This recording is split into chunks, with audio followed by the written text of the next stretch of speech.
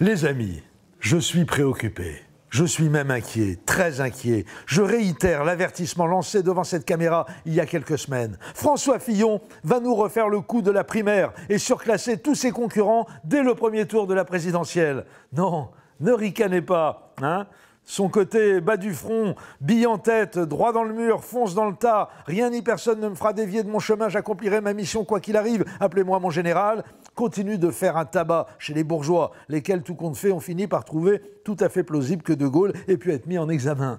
Ajoutez à cela que la frange la plus bas de plafond de l'électorat de droite est fortement perméable aux divagations conspirationnistes sur le prétendu cabinet noir de l'Élysée, avec Michel Sapin dans le rôle du Joker et ce malheureux Le Foll dans celui de Fantomas, et vous comprendrez, les amis, qu'il y a le feu dans la maison. Et je crains d'être obligé d'en faire le constat affligé mais lucide, les carottes sont cuites, ou plutôt la messe est dite. La fille aînée de l'Église s'est trouvée un nouveau petit frère des pauvres et qui va les aider à le rester, voire à le devenir encore plus. François Fillon sera bien notre prochain président de la République, laquelle va avoir bien du mal à demeurer laïque et surtout sociale.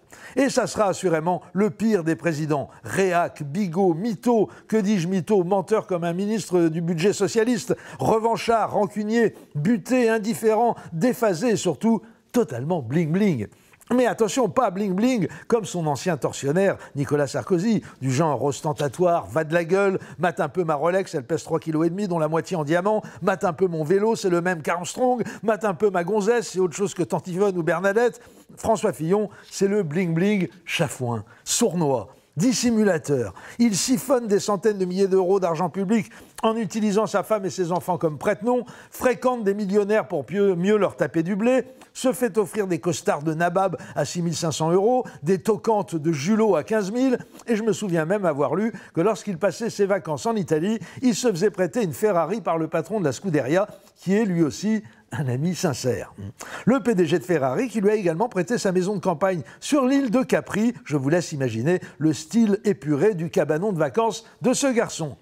Quelle surprise quand même, hein. Avec Fillon, on croyait avoir un puritain prompt à s'infliger à lui-même les punitions qu'il promet à ses électeurs et que ces derniers, soit dit en passant, ont l'air d'espérer avec un empressement à tout le moins étrange, pour ne pas dire suspect.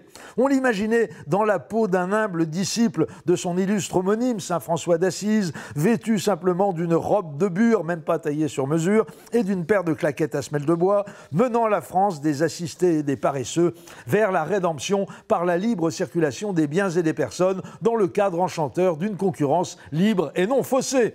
On le subodorait, rétif pour lui-même, aux voluptés douteuses dont la société de consommation est si prodigue, mais compréhensif pour les petites gens qui n'ont ni sa volonté, ni sa hauteur de vue, et ne rêvent que de pouvoir s'offrir eux aussi des marchandises vulgaires et inutiles, comme des vestes de chasse molletonnées à 5 000 € pièce, et des châteaux qui servent à rien, à part flamber dans Paris Match. Eh bien, on s'était trompé sur toute la ligne. Fillon n'est pas du tout le janséniste qu'on croyait. C'est un jouisseur. Oh mon Dieu! C'est aussi un genre de grenouille de bénitier, mais qui ne se mouille pas, qui reste en haut de l'échelle. Le fameux adage christiano-marxiste, les premiers seront les derniers, il ne connaît pas. Celui qui le met en pratique, c'est les premiers resteront les premiers. Et les derniers vont se prendre les 2 points de TVA, les 39 heures payées 35 et la retraite à 65 piges en pleine figure. Ça leur apprendra à manquer d'ambition. Il aime le pognon, Fillon, et c'est là qu'il y a problème. Car quand il sera président, son exposition à la tentation sera maximale. Afin de le soustraire aux multiples tentatives de corruption que ne manqueront pas d'exercer à son endroit des puissances étrangères, plus ou moins hostiles à nos intérêts, je ne vois qu'une solution. Le couvrir de cadeaux dès maintenant, de manière à ce qu'il ne soit plus achetable par qui que ce soit une fois installé à l'Élysée. C'est pas con, non, hein? Alors, on a besoin de quoi? Les montres, il en a 3 à plus de 10 000 €. C'est un peu court, hein? Il lui faut en plus une Rolex par principe, une vraiment grosse en platine, la même que Séguéla. C'est moche, mais ça va chercher dans les 50 000 €. Et quand tu reçois le président du Kazakhstan, ça installe un rapport de force. Il lui faudrait aussi une Patek Philippe, dernier modèle, juste pour emmerder Sarkozy. Les costards sur mesure, bon, il en a 3 à 6 500 € pièce, c'est la misère. Il faut en prévoir une demi-douzaine de plus, et puis on change de fournisseur, hein. Le chic paysan de chez Arnise, c'est pour les vieux jetons. Faut taper chez Smalto. C'est un peu cher, mais c'est le prix à payer pour garantir notre indépendance nationale. Donc on va dire 200 000 pour les costumes, un peu plus d'1 million pour une Ferrari, et encore à ce prix-là, ça sera une occasion, plus un autre million pour les quelques menus travaux qui restent à effectuer dans son château de Sablé. Voilà, hein, vous envoyez vos chèques à Mediapart, à mon nom bien sûr, je m'occupe de tout. Ah, attendez.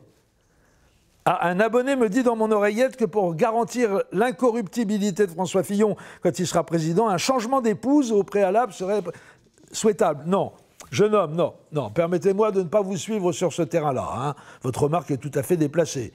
Pénélope Fillon fera une première dame parfaite du moment qu'elle ne demande pas à être payée pour le job. Comment? Les Russes? Ah oui, c'est pas faux. Oui, en termes de tentation, ils risquent de mettre la barre très haut. Hein. Bon, écoutez, les amis, hein, en plus des montres, des costumes et de la Ferrari, on va ajouter Nabila. Allez, tous à vos codes de vie. À lundi.